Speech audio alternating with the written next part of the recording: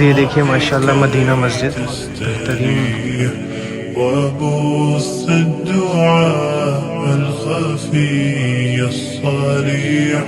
हाल ही में अभी कोलकाता में एक रेप का सीन सामने आया। इतना घिनौना काम करते हैं लोग। सब में बेस्ट सजा इसके लिए सजा है मौत। वो भी इबरतनाक मौत होनी चाहिए उस बंदे की, सब लोगों के सामने होनी चाहिए। अस्सलामुअलैकुम एवरीवन, दिस इज यज़दान। कैसे हैं आप सब लोग? आई होप आप सबको इंडिपेंडेंस डे वाला व्लॉग अच्छा लगा होगा। हमारा कैसा था ज़रूर बताइएगा कमेंट सेक्शन में। और माशाल्लाह मुझे बहुत अच्छा लगा वहाँ पे जाके और बच्चों की परफॉर्मेंस देख के। और एक इस्लामिक स्कूल में इतनी बेहतरीन तरीके से अंग्रेज़ी सिखाई जाती है माशाल्लाह तबारकल्लाह। मतलब आप सोचिए कि सारे बच्चे कितनी रटारट फटाफट अंग्रेज़ी बोल रहे थे। इतनी तो मुझे भी नहीं आती थी जब मैं उनकी एज में था। माशाल्लाह बहुत अच्छा लगा, मुझे बहुत अच्छा लगा, मतलब महसूस अच्छा हुआ। और अभी हम जा रहे हैं मदीना मस्जिद। माशाल्लाह उसका गुंबद भी मदीना जैसा है, संजय पार्क में है, विमान नगर में। तो आज वहाँ पे आज उस मस्जिद में जा रहे हैं। थंबनेल में देख ही लिया होगा आपने। तो I am very very excited. तो लेट्स गो। मुझे आमिर भाई को लेने आए हैं अभी। Check the look guys, check the look. ये अंग्रेज बना हुआ है। कल पहना था इसलिए नहीं आज पहना। वाह ये क्या बात हो गई। नया कुर्ता भाई, ट्रांसपेरेंट कुर्ता पहना है, बड़ी अच्छी खुशबू आ रही है। अस्सलाम। लो जी आमिर भाई के साथ जा रहे हैं अभी भाईजान की गाड़ी में। वालेकुम अस्सलाम, कैसे हैं आप? अल्हम्दुलिल्लाह। बेटी हमारे परवरदिगार ने इरशाद फरमाया है कि उसके सिवा किसी की इबादत न करो और माँ बाप के साथ भलाई करते रहो। अगर उनमें से एक या दोनों तुम्हारे सामने बुढ़ापे को पहुंच जाएं, तो उनको उफ तक न कहना और न उन्हें झिड़कना और उनसे बात अदब के साथ करना और इज्जो नियाज से उनके आगे झुके रहो और उनके हक में दुआ करो कि ऐ परवरदिगार, जैसा इन्होंने मुझे बचपन में शफकत से परवरिश किया है, तू भी इनके हाल पर रहमत फरमा। जो कुछ तुम्हारे दिलों में है तुम्हारा परवरदिगार उससे बखूबी वाकिफ है।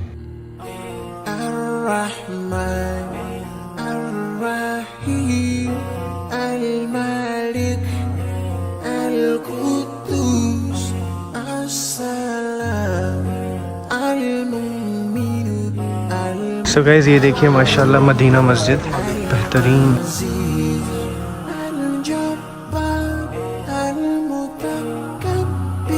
तो गुंबद कितना बेहतरीन है माशाल्लाह, है ना?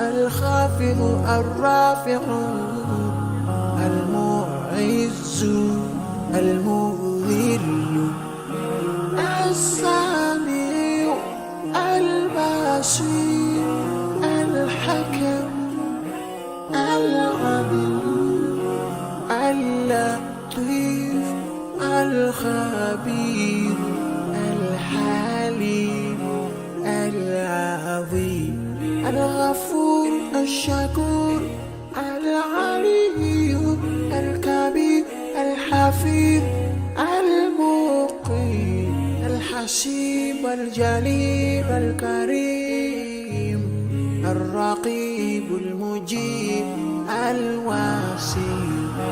يا الله جلال جلال، يا الله جلال جلال، يا الله جلال جلال، يا الله جلال جلال. कैमरा चालू है थोड़ा मत करो। क्योंकि अभी नमाज होगी हमारी और हरमन ने डंडा पकड़ा हुआ था और हरमन को किसी ने बोला कि भाई जरा क्या हो रहा है, क्यों बना रहे हैं वीडियो। कुछ नहीं हुआ, सेटल हो गया मामला। अस्सलाम वालेकुम गाइस, इतने दिन के बाद देखिए रब्बानी भाई मिले हमारे। तो गाइस यहाँ पे आज बहुत पुरानी मुलाकातें हुई हैं माशाल्लाह। चलिए ये रब्बानी भाई आपके मेरे मामा के पोते हैं। हाँ। देखो गाइस, रब्बानी भाई का सबके साथ रिश्ता निकल आता है। दादा माशाल्लाह, हमारे इनके बहुत बहुत पुराने रिलेशन, बहुत पुराने। देख लो ऐसे रिश्ते निकल आते हैं। अचानक से मिल गए, मुलाकात हो गई। आप लोग खड़े थे ना आगे आगे घुमा देगा माशाल्लाह माशाल्लाह, बहुत अच्छी बात है माशाल्लाह माशाल्लाह। बेहतरीन हमारा खाना हो गया। आमिर भाई के घर पे दालचा, अल्हम्दुलिल्लाह हमने इनको हमारे घर पे दावत दी है। तो इंशाल्लाह जब ये इंशाल्लाह बोलते हैं भाई, बट बहुत इंशाल्लाह। कम आते हैं। तो आप भी कमेंट सेक्शन में टाइप कीजिए अगर आपको देखना चाहते हैं आप इन्हें हमारे घर पे। तो इंशाल्लाह आपकी वलीमे की दावत के लिए आएंगे। देखा अभी हमने फिर से गाइस वो डिसाइड किया है कि हम अलग अलग मस्जिदों में जाएंगे। आज मदीना मस्जिद में गए थे, वहाँ पे एक इंसिडेंट हो गया था हमारे साथ। वहाँ पे एक इंसिडेंट हो गया था, बट कोई बात नहीं, होते रहते वैसे इंसिडेंट्स। तो अभी नेक्स्ट वीक हम जाने वाले हैं उस्मानिया मस्जिद कैंप में। तो जिसको भी मिलना है, आप अगर आप पुणे से हैं तो आप वहाँ आ सकते हैं ना इंशाल्लाह। उस्मानिया मस्जिद इंशाल्लाह। लेकिन जुमा के दिन कैसे ना ईद के समारोह होता है ना, सब लोग मिलते हैं, साथ में खाना खाते हैं, मजा आता है ना, बहुत बेहतरीन, अलग ही फील आता है जुमा। ज़बरदस्त फील आता है माशाल्लाह। इनके घर पे तो माशाल्लाह। आज वो अंकल मिले थे, हुसैन अंकल, माशाल्लाह। वो इनके पापा को देख के बहुत इमोशनल हो गए थे और बहुत अच्छा लगा मुझे भी देख के। और अपने घर पे ज़बरदस्ती मतलब प्यार मोहब्बत से लेके गए और उन्होंने मेहमान नवाजी की, फिर हम निकल आए। चलिए चलते हैं। सो गाइस, हाल ही में अभी कोलकाता में एक रेप का सीन सामने आया। बहुत ज़्यादा ब्रूटल था भाई, कोलकाता में डॉक्टर के साथ जो आरजी कर कॉलेज में हुआ है। मैंने उसके बारे में इंस्टाग्राम पे वीडियो भी डाला, अगर आपको उसकी पूरी तफसील जानी है, मैंने उसके बारे में बहुत अच्छे से एक्सप्लेन किया है। बट मैं ये कहना चाहता हूँ, मतलब कि आप देखिए आमिर भाई, वो सऊदी अरेबिया में, यूएई में, इवन साउथ कोरिया में और इवन मलेशिया में, या फिर और भी बहुत सारी बड़ी बड़ी कंट्रीज़ हैं जहाँ पे रेप की सज़ा मौत है। या तो उनको रेपिस्ट को लोगों के सामने लाइक उसका सर कलम कर दिया जाता है, जो अगर साबित हो गया। अफ़गानिस्तान में 4 दिन के अंदर केस सॉल्व करके रेपिस्ट को मारना, हैंग करना, मतलब उसको सज़ा देना, ये मतलब गारंटेड है, मतलब वो करना ही करना है। और ये एक्सट्रीम सज़ाओं की वजह से वहाँ पे रेप के केसेस बहुत कम है। हमारे यहाँ पे जो राम रहीम, वो उसके बाद वो क्या नाम है उसका, आसाराम बापू, ये बुड्ढे लोग रेप करके, इन लोग मर्डर करके अंदर हैं 4 साल से, और इतनी बार पेरोल पे बाहर आते हैं। 28-28 दिन के लिए बाहर आते हैं। इनके लिए क्या है, बाहर आके बोलते हैं हे भक्तों, फिर से भक्तों कर रहे हैं भाई, आशीर्वाद तुम्हें भाई क्या है ये? एक बंदा रेपिस्ट बाबा है, मर्डरर है, सज़ा उसको सज़ा मिल चुकी है, कन्विक्ट हो चुका है, और वो पेरोल पे बाहर आ रहा है और आशीर्वाद दे रहा है, और लोग आशीर्वाद ले रहे हैं उस बाबा से। What is this? यही सेट होता है ना लोगों के सामने कि भाई हम लोगों ने यहाँ पे कुछ भी किया तो हमको बेल मिल सकती है, पेरोल पे हम लोग बाहर आ सकते हैं। हाँ, और कुछ भी कर लो। इतना मतलब इतना घिनौना काम करते हैं लोगों को ऐसे दिल दहलना चाहिए कि ये काम करने के बाद सज़ा ऐसी है कि सज़ा मौत ही, मतलब सब में बेस्ट सज़ा इसके लिए सज़ा मौत। वो भी इब्रतनाक मौत होनी चाहिए उस बंदे की, सब लोगों के सामने होनी चाहिए वो भी, क्योंकि ये मर्डर करने पे, चलो यहाँ पे मर्डर करने पे सज़ा कैसी है कि भाई 20 साल सज़ा 302 पे, है ना, हमारे हिंदुस्तान में। बट आप सोचो, अगर कोई इंसान रेप करता है किसी औरत का, तो औरत को तो वो इज्जत से तो मार रहा है ना, उसका मतलब इज्जत लेके उसको जिंदा रहने के लिए छोड़ रहा है वो शख्स। और ये बहुत सारे मल्टीपल केसेस है, मतलब हर दिन कुछ कितने केसेस आ रहे हैं भाई। और जो होता भी है तो कुछ लोग नहीं बोलते अपनी इज्जत के खातिर, कुछ तो लोग जैसा ऐसा कुछ मर्डर कर देते। तो आप सोचो ना, ऑफिस इसमें लड़कियां सेफ नहीं है, ऑफिस में रेप हो रहा है। उसके बाद फिर ये मेडिकल कॉलेज में, जो ये आरजे कर कॉलेज के अंदर रेप हो रहा है, और भी बाहर वाला, और वो भी वो शख्स जो पुलिस वालों का पुलिस को असिस्ट करता है। मतलब ऐसा शख्स जिसका जो कैरेक्टर इतना ख़राब है, जिसकी 4 शादियां हो चुकी हैं, वो बंदे की जिसने किया ये काम, उसको पहली बात तो पुलिस वालों के साथ कैसे, उसका बैकग्राउंड चेक नहीं, कुछ नहीं, फिर उसके बाद उसके पास इतनी हिम्मत कि वो कॉलेज में आके ये काम करे। मतलब आप सोचिए ना कि लोगों का कहाँ लिटरली लोग सोशल मीडिया पे लड़कियां लिख रही हैं we are not safe in India. हर एक जगह पे कोई भी धर्म लो, लड़कियों को मतलब डरते हैं लोग कि बाहर भेजने में। हाँ ऑफ कोर्स डरते हैं। जो लोग ज़बरदस्ती ऐसा कुछ घटना उनके साथ हो जाती है गलती से, मतलब तो फिर उनका तो आने वाले डाउन हो जाएगा। जो बच्चे पढ़ने के लिए आने वाले उनको उनके भी माँ बाप उन पर रिस्ट्रिक्शन डाल देते कि भाई अगर कुछ हो गया हमारे बच्चों के साथ तो क्या कैसे हमारा क्या होगा हमारा। और लड़कियों का पढ़ना बहुत ज़रूरी है आज की डेट में, बहुत ज़रूरी है, क्योंकि अगर वो एजुकेटेड नहीं होंगे तो मुश्किल है। बहुत मतलब स्ट्रिक्ट एक्शन लेना चाहिए। मतलब मुझे लगता है कि इस बार छोड़ना नहीं चाहिए, इस बार उनको सज़ा इस तरह देनी चाहिए कि सबके सामने उनका सर कलम। मतलब ये इतनी बड़ी सज़ा अगर देंगे तब जाके लोग हटेंगे, क्योंकि आज की डेट में लोग, आप सोचो कि पता नहीं कोई तो एक रिपोर्ट आई थी कि हर एक मिनट में हर एक 5 मिनट में पता नहीं कितने मिनट में हर एक उसमें रेप हो रहा है इंडिया में। तो ये पूरी दुनिया की बात है, सॉरी इंडिया की नहीं। तो आप सोचो कि कितनी बड़ी ये लाइक अमेरिका जैसी कंट्री में आप सोचो, वहाँ पे भी बहुत डेंजरस हाल है, आपको पता होगा। अगर वहाँ पे भी ज़्यादा बड़ी सज़ा नहीं है ह्यूमन राइट्स की वजह से। यूके में अभी ये Saudi Arabia, south Korea, UAE, ये क्या ये अरब कंट्रीज़ हैं, इनके ऊपर तो इन ह्यूमन राइट्स का कुछ लेना देना, क्योंकि इस्लामिक कंट्रीज़ हैं, वहाँ पे इस्लामिक लॉज चलते हैं। तो यहाँ पे थोड़ा सा ऐसा भी है ना सिस्टम यार कि और कुछ साथ में रहते हैं, कुछ ही साथ में रहते हैं, बाद में और तो उस पर रेप का केस डाल देते हैं, फिर वो जब अंदर चले जाते हैं फिर उसको कैसे ये करें। कुछ लोग ऐसे भी जानबूझ के भी करते हैं, जानबूझ के भी करते हैं। तो फिर वो चक्कर में भी फिर उसको अगर तुम इतने बड़ी सजा दे दोगे तो फिर बेगुनाह हर दूसरे इंसान को सजा देनी पड़ेगी। बोले चलो इसने दुश्मनी की दे दो इसको डाल दो केस। बट स्टिल मेडिकल भी उस पे आता है सब चीज़ें कि भाई किसने क्या क्या किया, तो उसका प्रूफ भी है। बट अगर किसी को फंसाना हो तो वो भी फंसा सकता है, ये भी एक सीन है। ये आपकी बात बिल्कुल सही है, क्योंकि यहाँ पे कैसा है कि हर चीज़ करप्ट है।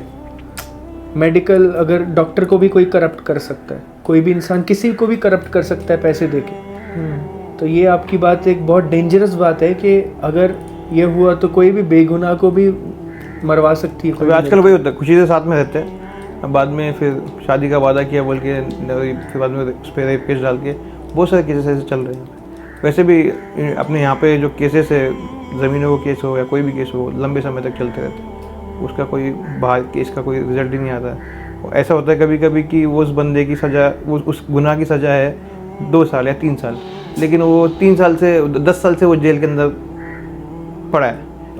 ऐसा भी चल रहा है बहुत जगह, बहुत जेल में ऐसा है बेचारा, मतलब उसको या तो अगर वो बेचारा बेगुनाह साबित हो गया, अगर गुनहगार साबित हुआ तब भी उसको समझो 3 साल की सजा है, तो वो ऑलरेडी उसकी सजा साबित हो ही नहीं, मतलब कोर्ट को टाइम ही नहीं मिला, इसलिए वो 10 साल से अंदर ही पड़ा है।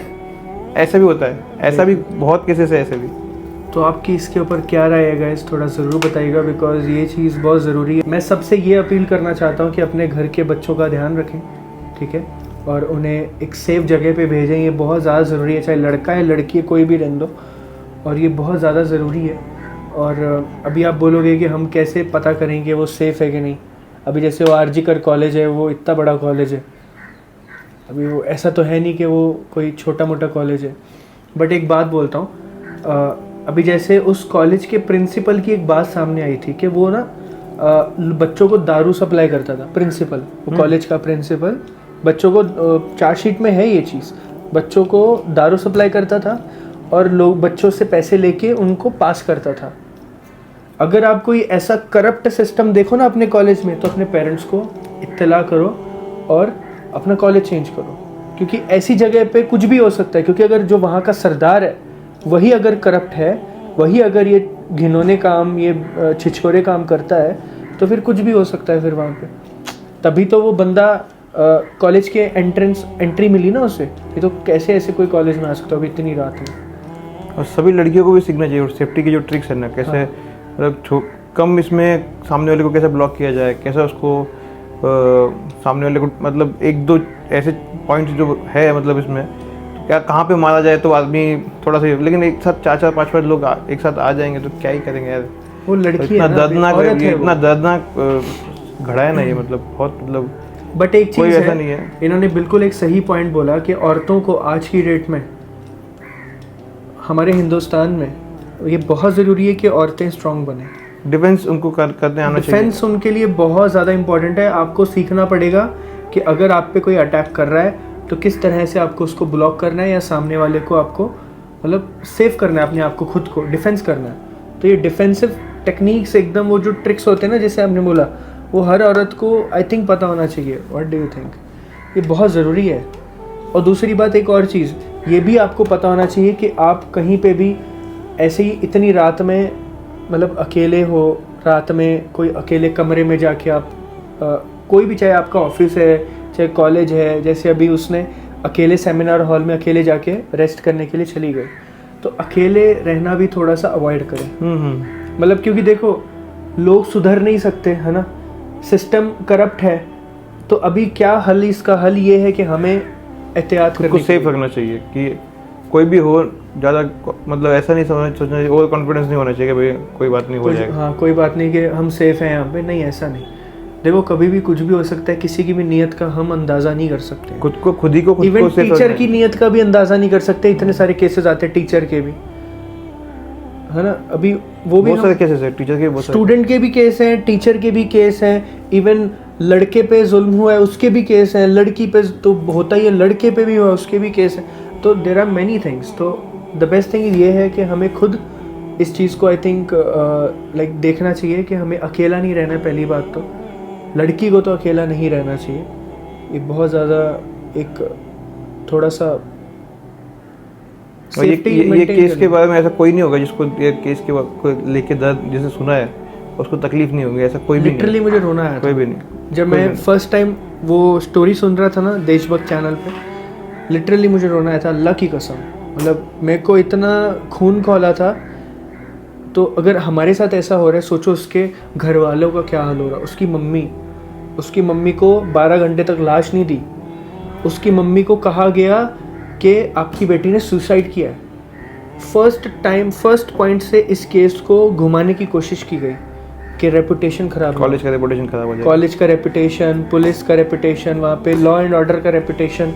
ये रेपुटेशन के चक्कर में उस लड़की की जो तकलीफ़ है उसको दबाने की कोशिश की गई। और बाद में जब इन्वेस्टिगेशंस हुई तब जाके ये सारी चीज़ें सामने आई। आप देखो 12 घंटे उस बच्ची का मुंह अपनी माँ को देखने नहीं दिया गया। उसकी मम्मी ने हाथ जोड़े, पाँव जोड़े, मतलब गिड़गिड़ाई नहीं। 12 घंटे के बाद उसकी लाश उसको मिली, तो फिर उसको देखने दिया गया आफ्टर 12 आवर्स। और आप सोचो कि उसकी हालत तो मैंने आपको बताई कि क्या उसके फेस पे या जो भी है, तो उसके घर वालों ने देखा कैसे होगा, सोचो। मतलब कितने सेक्रीफाइस किए होंगे बच्ची ने भी और उसके माँ बाप ने भी यहाँ तक पहुँचने के लिए।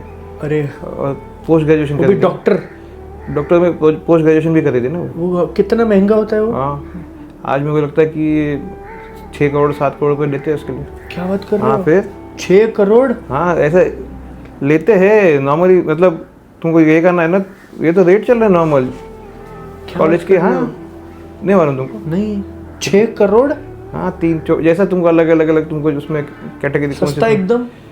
3 करोड़ सस्ता, उससे कम नहीं। यहाँ ये तो दिक्कत है, एजुकेशन जहाँ पे सस्ता होना चाहिए वहाँ एजुकेशन महंगा है। तो एजुकेशन महंगा है तो फिर अगर वो डॉक्टर ऐसा आजकल वो एजुकेशन महंगा है इसीलिए तो फिर इंसान एजुकेट होके फिर अगर सोचो ना आप लोग, उनके घर वाले कितना, मतलब जो अभी अमीर बाप की औलाद है वो अमीर तो चलो कर लेते हैं अफोर्ड, और वो भी बहुत ज़्यादा अमीर, मतलब 6 करोड़ कम है क्या? और जो लोग अगर देखो 2 चीज़ें, एक तो फिर अगर उसके मार्क्स उतने अच्छे, जिसके भी मार्क्स अच्छे हैं तो उनको मिल जाता है एडमिशन। मतलब उनके इसके कुछ लोगों को फ्री में भी मेरिट पे या मेरिट बेसिस पे उनको मिल जाता है एडमिशन फ्री में। और जिनकी मेरिट बेस पे नहीं उनकी बात कर रहा हूँ मैं, 5 करोड़ 6 करोड़ 3 करोड़ जो है, जो जिनको एडमिशन चाहिए लेकिन उसके आसपास। आपका मतलब ये है कि जो डोनेशन फीस देनी पड़ती है कॉलेज को, जो नीचे से जो होता है, जो आजकल सब जगह चलता है, बाप रे। तो वो बोल रहा हूँ मैं, उसकी बात कर रहा हूँ मैं। लेकिन बात ये थी कि उनके माँ बाप ने भी सेक्रीफाइस किया होगा, अपना सब कुछ लगाया होगा, पैसा और जो भी बच्ची ने अपना पूरा एजुकेशन मेहनत की होगी इतना, और जाके कुछ उनके भी कुछ सपने होंगे। और देखो ऐसे कोई आके ख़राब करके चलेगा अपने मज़े के चक्कर में। सही में ऐसे लोगों को ना, सही में सऊदी गवर्नमेंट का जो हिसाब है ना वो हिसाब करना चाहिए थोड़ा, मतलब आंखों के सामने लोगों के लोगों के करना चाहिए। सामने बीच में रख के उस बंदे का सर कलम। दिस इज द सजा इन सऊदीया। उसमें एक बंदा है ना, उसने बोला कि मैंने किया है, बताओ क्या करना है, करो। वही संजय रॉय, वो टीका जिसके लगा हुआ था। तो वो क्या बोलता है, मैंने किया है, वही तो जो बात करना कर- कर लो। बोले मैं अकेला हूँ, मैं किसी का नाम नहीं बोलूंगा, ऐसा। हाँ, वो वही तो बंदा है। और आप सोचो कि अकेला बंदे तो नहीं कर सकता ना, ये पॉसिबल ही नहीं है। नहीं। तो अभी सीबीआई इन्वेस्टिगेट कर रही है उस केस को, सीबीआई की तरफ चला गया है। तो आई थिंक सीबीआई, देखते हैं अभी। आई थिंक अभी बहुत ज़्यादा प्रेशर आ रहा है पुलिस पे भी, गवर्नमेंट पे भी, वहाँ की सरकार पे भी। तो रिजल्ट तो मिलेगा ही, ऑफ कोर्स मिलेगा। और जो बंदा सामने आएगा तो डेथ पेनल्टी बोला है, हाँ, इमीडिएट करना चाहिए। इमीडिएट करना चाहिए। ऐसा ना हो कि भाई अभी देखो वो निर्भया का था एक। निर्भया के रेप केस, सब कुछ साबित, सब कुछ, हर चीज़ कन्विक्ट हो गया, सब हो गया। उनको ये भी हो गई, सज़ा हो गई। उनका नाम था बिल्किस बानो, सॉरी निर्भया नहीं, बिल्किस बानो। तो आप सोचो वो कन्विक्टेड थे बंदे, आई थिंक 4-5 थे। उनको गुजरात गवर्नमेंट ने माफ़ी दे दी उनको। और आई थिंक वो काफ़ी टाइम से अंदर बंद थे। माफ़ी देने के बाद उनका इस तरह से स्वागत किया गया जैसे वो बहुत बड़ी जंग जीत के आए हैं। हारों से स्वागत किया उनका। आप सोचो, मतलब दिस इज़ द, आप इसको जस्टिस कहते हैं? This is not justice, this is not justice, this is not at all. अब ये हिंदू मुस्लिम की बात है ही नहीं, ये है इंसानियत की बात। यहाँ पे हिंदू मुस्लिम की बात ही नहीं हो रही है। लोग हर चीज़ को हिंदू मुस्लिम का एंगल डालते हैं। ये भी एक टॉपिक है, हिंदू मुस्लिम का एंगल क्यों डालते हैं। मेरे को तो ये बोलते हैं ना, जो है ना 1-2% है ना, वो 1-2% जो गंदगी है ना, 1-2% है, वो दोनों जगह पे है। ऐसा नहीं कि एक जगह पे है, दोनों जगह पे है। और हम मतलब अभी हम लोग जो साथ में हैं, जो काम करते हैं हमारे साथ में, जो हमारे साथ में रहते हैं, हमारे दोस्त है, और जान और माल से हमारे साथ, मतलब हमसे इतना मोहब्बत करते हैं कि वो अपने को हमारे लिए सब कुछ लगा देते हैं लोग। उनके साथ अपन बिजनेस करते हैं। ऐसे भी कई, मतलब मुझे नहीं समझ में आता ये वाले हिंदू जो है ना, पर्टिकुलर ये जातिवाद करने लोग रहते कहाँ पे। मेरे सामने तो कभी आया नहीं कोई। हाँ सही बात, हमें तो नहीं मिले कोई, हमको ही नहीं मिला कभी आज तक। और ये जो वैसे कैटेगरी के लोग रहते हैं ना, वो तो हर धर्म में होते ही है, वो कट्टर वाली एकदम वो।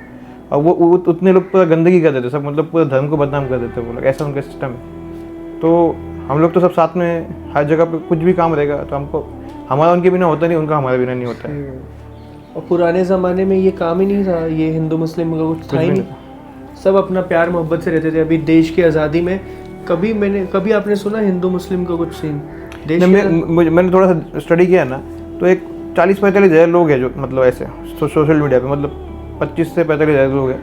वो वही बस उनका काम ही है, धंधा, दिन रात ऐसे उल्टे पुल्टे कमेंट करना। IT सेल वाले ना भाई, वो वही रहेगा, हो सकता है। 2-2 रुपए के एक ट्वीट करते हो, 2-2 रुपए के कमेंट करने वाले, जिनको 2 रुपए 5 रुपए मिलते हैं, वो गंदगी फैलाने वाले वही। बाकी सब लोग अपने अपने रोजी की फिक्र है, अपने अपने परेशानी सबकी है, सब इंसान ही है, सबको अपनी अपनी परेशानी होती है, सब अपने अपने कामों में बिजी रहते हैं। और जो ऐसे बेरोजगार रहते हैं ना, जो बेकामी लोग रहते हैं, और जिनको नेता लोग बोलते हैं कि हम तुमको नेता बना देंगे, तो वो उनके चक्कर में आके ऐसे घन चक्कर बन जाते हैं वो। आप सोचो, वो विनेश फोगाट, उसने, आपको पता है उसने रिटायरमेंट ले ली है। परेशान हो गए बेचारे, क्या करेगा। उसने रिटायरमेंट ले ली। She was the first commonwealth gold winner, first girl. उसका अगर आप हिस्ट्री जानोगे आपको रोना आएगा, क्या हिस्ट्री है उस बंदी की। लिटरली उसकी आप हिस्ट्री जानो कभी। अभी आप देखो उसके साथ कितनी बड़ी पॉलिटिक्स हुई है, कितनी बड़ी पॉलिटिक्स। हाँ ना यार। उसको फिजियोथेरेपिस्ट नहीं दिया गया। अभी संसद में खेल मंत्री वहाँ पे खड़े होके कह रहे हैं कि विनेश फोगाट पे हमने 70 लाख रुपए इन्वेस्ट किया है। और अभी ध्रुव राठी की कल ही वीडियो आई थी, मैंने देखी, उसने बोला है कि जो वो ऐसे 70 लाख रुपए गिना रही है इस पे, बोले नेताजी आपका गोवा में जो आपने जो फंक्शन किया है वहाँ पे 4 करोड़ रुपए आपने खर्चा किया है। तो आप सोचो, नेताजी का वो 40 लाख के तो लड्डू हैं, और 1.5-2 करोड़ का उनका फंक्शन वगैरह, जो भी उनका वो मीटिंग जो भी उधर उनके नेताजी के जो बंदे रहते हैं वहाँ पे। मतलब मुझे एक चीज़ समझाओ मेरे भाई, आपका तो पॉलिटिक्स में काफ़ी अच्छा ये है, मतलब बैकग्राउंड है। मुझे एक बात बताओ, नेता की सैलरी होती है 1 लाख रुपए, 2 लाख, चलो 5 लाख समझ लो, है ना? उससे ज़्यादा होती है कि 3 लाख होती है? मैंने सुना है प्रधानमंत्री की सैलरी 3 लाख 4 लाख है सिर्फ, है ना?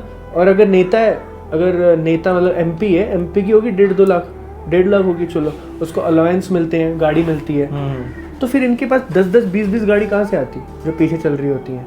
फिर उसके बाद इनके पास करोड़ों के बंगले, करोड़ों की गाड़ियाँ, करोड़ों का इनका मकान, तो ये कैसे आते हैं मुझे ये जानना है। उनको पूछना पड़ेगा ये कौन सा बिजनेस है, मुझे भी जानना है, ये कौन सा बिजनेस है भाई, मतलब कैसे ये कौन सा धंधा है, ये इतना पैसा कैसे है?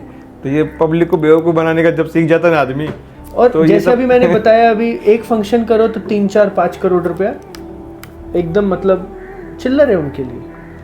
तो इसको वही ना, ये एक बिजनेस है, बिजनेस पूरा बिजनेस है, उसमें इन्वेस्टमेंट करता है बंदा, अपन उनके प्रोडक्ट को अपन है, और प्रोडक्ट मतलब हिंदू मुस्लिम करेगा तो उसको उतना वोट मिलेगा, फिर वो इन्वेस्ट करता है इतना सारा करोड़ों पे अपने, मजाक नहीं, एक छोटा सा इलेक्शन होता है ना जब ग्राम पंचायत, उसमें करोड़ों पे खर्च होता है, करोड़ों मतलब एक ग्राम पंचायत का, मतलब उसका मतलब बजट भी नहीं आता होगा उसको इतना, उससे कई गुना वहाँ पे खर्चा हो जाता है, तो वो कहाँ से निकालेगा पैसा? भाई एक बात बताओ, आप इंक्वायरी करोगे कि ये प्रोजेक्ट ये काम नहीं हुआ है, तो वो मालूम पड़ेगा फिर आपको कि कहाँ से क्या हुआ। अपन लोग अपने घर में आते हैं शाम में तक के, पानी नहीं आ रहा है, रोड खराब है, कुछ हम किसी से पूछते नहीं, रोड बन गई है, ऑन पेपर तो रोड बन गई है, पर वहाँ पे रोड होती नहीं है। अरे सही में वो सारी चीज़ें, लोगों को दवाइयाँ बढ़ गई है, लेकिन दवाई बटी नहीं होती है, ऑन पेपर बढ़ गई है।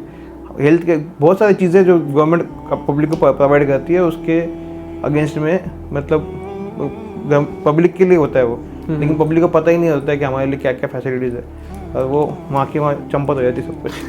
अच्छा एक बात बताओ, अभी खेल अगर हम स्पोर्ट्स की बात करें तो स्पोर्ट्स में हरियाणा और पंजाब से टोटल 45 या 46 एथलीट सेलेक्ट किए थे ओलंपिक्स में, ठीक है, और हरियाणा और पंजाब को सबसे कम पैसे दिए जाते हैं, गुजरात को 400 करोड़, और हरियाणा पंजाब से सब में ज़्यादा एथलीट सेलेक्ट होते हैं, प्लेयर्स वहीं के हैं। हाँ वहीं के हैं, तो उनको कम पैसे क्यों दिए जाते हैं? और मुझे लगता है गुजरात को सब में कितना दिया था, गुजरात 400 करोड़, 400 करोड़, और वहाँ का एक भी नहीं, पता नहीं कितने, आई डोंट नो, 1 या 2 है, आई डोंट नो, और यूपी को और गुजरात को सबसे ज़्यादा पैसे दिए गए।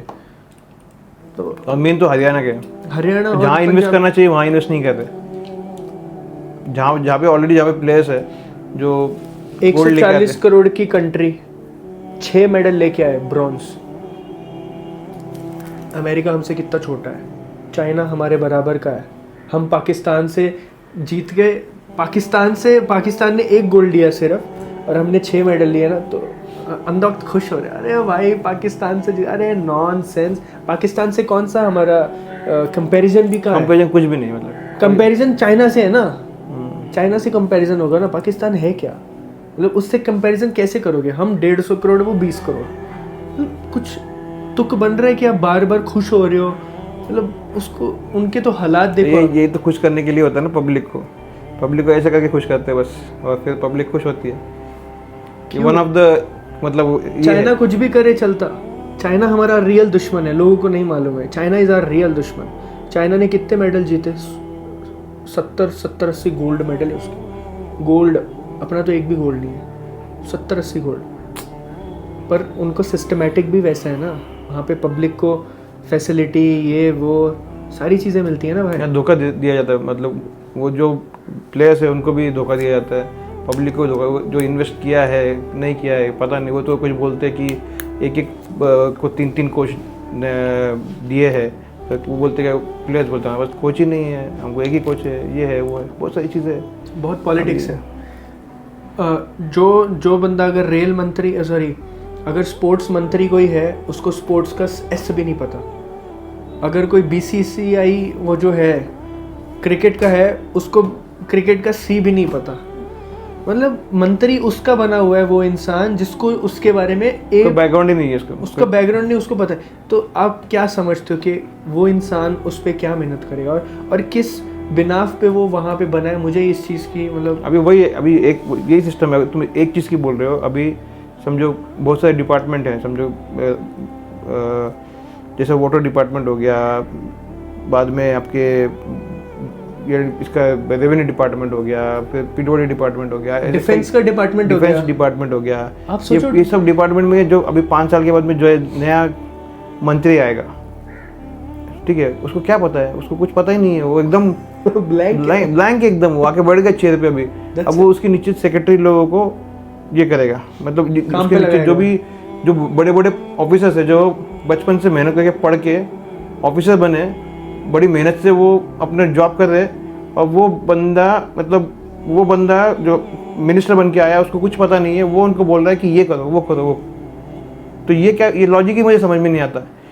वो उनका मतलब बॉस बन गया, एंड फिर वो उसको क्या ही समझाएगा और क्या ही मतलब डेवलप करवाएगा। वो तो बोलेगा भाई कहाँ मिलता है बताओ, कहाँ से मिलता है मेरे को ये चाहिए बस। यार बड़ी एक ये बहुत बड़ी दुविधा है, मतलब बहुत इसकी बात है कि मतलब आप सोचो ना, देश बंदा कैसे चलाएगा जब उसको वो बैकग्राउंड ही नहीं है। जैसे तुमने बोला ना, उसको क्रिकेट का सी भी नहीं पता, वैसे रोड का आर भी नहीं पता, या डब्ल्यू भी नहीं पता, कोई उनका कुछ भी नॉलेज नहीं, एकदम साफ एकदम क्लीन है। बस उनको चेयर मिल गई है, गाड़ियाँ आगे पीछे चल रही है, और फिर उनको पता है फिर क्या करना है, टशन है काय के लिए अपन यहाँ पे आए हैं। और इसीलिए तो सब, जिस बंदे के पास पैसा है, वो इंसान, पैसा और पावर है, वो कुछ भी करे उसको कुछ नहीं होगा, एकदम सुरक्षित है वो। और जिसके पास पैसा पावर नहीं है वो सफ़र करेगा, सिंपल। ये चीज़ होनी चाहिए, ठीक होनी चाहिए। ये बहुत डिफ़िकल्ट है ठीक होनी, बट ठीक होनी चाहिए, बहुत ज़रूरी है। वही है ना, अभी देखो IPS IAS ऑफिसर्स उनको सैल्यूट मारते हैं। IPS ऑफिसर एक समझो गुनहगार है, एक बहुत बड़ा गुनहगार है, वो मिनिस्टर बनता है, तो उसको सैल्यूट, उसी ने उसको पीटा है, ठीक है, उसी ने उसको मारा है काफ़ी, कभी एक टाइम पे उसको मारा है बहुत। हाँ। और उसी गुनहगार को उसको सैल्यूट ठोकना पड़ता है, और उसने जो बोला है उसको मानना पड़ता है उसको। ये सही में मतलब दिस इज मतलब अजीब चीज़ है ये, अजीब होता है ये, मतलब ऐसा नहीं होना चाहिए।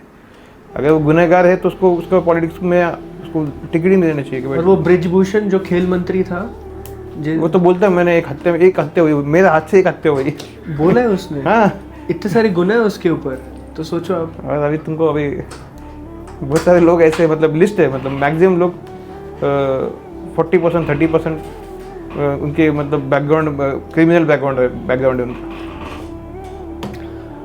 अल्लाह सबको हिदायत दे, हमें भी हिदायत दे, और हमारे देश को सुरक्षित बनाए। औरतों के लिए सबसे ज़्यादा इम्पॉर्टेंट है कि उन्हें सेफ़ महसूस हो, क्योंकि अभी औरतें बहुत डरी हुई हैं। मतलब कोई भी, अल्लाह का बहुत शुक्र है, हमारा पुणे बहुत सेफ़ है। पुणे सेफ है, सही में माशाल्लाह, हमारा पुणे बहुत सेफ़ है, बहुत हद तक माशाल्लाह बेहतरीन है। महाराष्ट्र में देखो तुम ऐसे केसेस नहीं मिलेंगे। महाराष्ट्र अल्हम्दुलिल्लाह बहुत बेहतरीन है। मैक्सिमम केस होंगे यूपी बिहार, ये दो स्टेट से बहुत केस निकल के आते हैं बाहर। यूपी बिहार बहुत ज़्यादा पर ऐसे केस आते हैं कि आदमी ने कभी सुना भी नहीं, सोच के भी आदमी सोच में पड़ जाता है ये ऐसा हो सकता है, कभी ऐसे पॉसिबल भी है, ऐसे भी पॉसिबल हो सकता है। मतलब इतने अलग टाइप के केसेस सुनने को मिलते हैं। और वो हिसाब से इसीलिए वहाँ के जो मंत्री लोग हैं अपने बच्चों को महाराष्ट्र पुणे में भेजते पढ़ाई करने के लिए।